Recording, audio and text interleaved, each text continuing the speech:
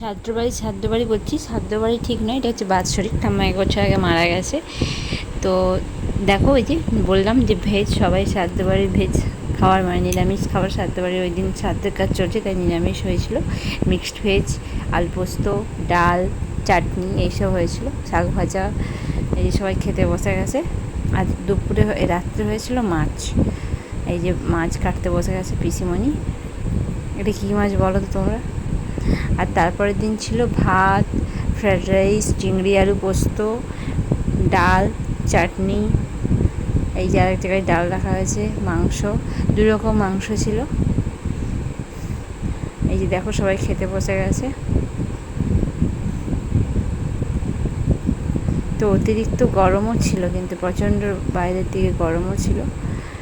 আর দেখো কত বাদাম বস্তা, এরকম বাদাম বস্তা এরকম সাজানো কারা কারা দেখেছো বলো?